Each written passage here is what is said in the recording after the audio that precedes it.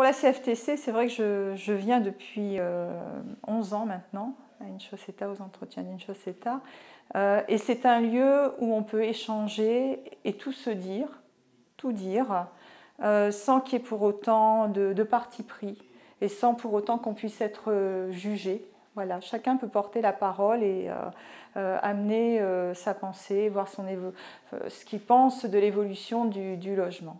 Moi, je travaille dans le logement social depuis bon nombre d'années et pour moi, ça me permet d'avoir certains repères et certains comment dire, déclics que je n'ai pas forcément quand je travaille au quotidien. Et c'est le brassage des intervenants qui viennent de milieux très différents qui permet justement d'avoir ces déclics et de voir au-delà de milieu professionnel et du milieu syndical auquel j'appartiens.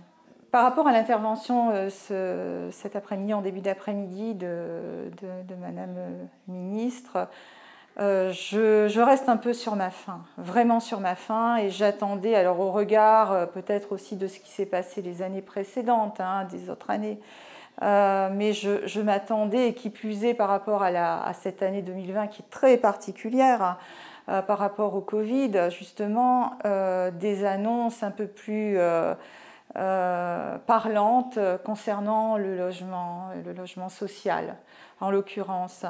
Alors là, c'est vrai qu'on part sur le point de rénovation, de réhabilitation thermique.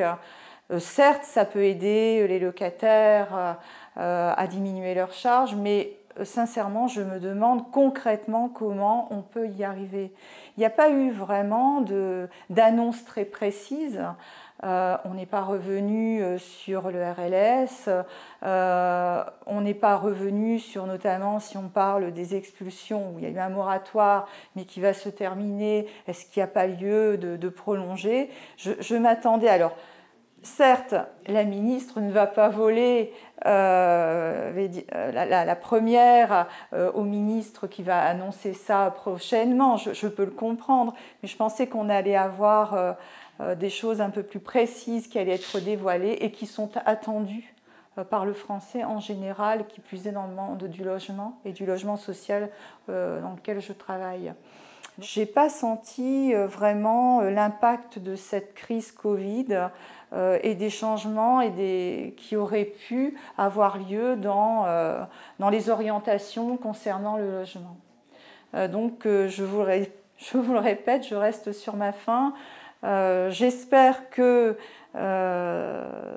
des annonces plus précises seront faites concernant ce plan de relance qui arrive aussi un peu tardivement. On a été déconfinés, entre guillemets, à partir du 11 mai, mais là c'est un peu tard.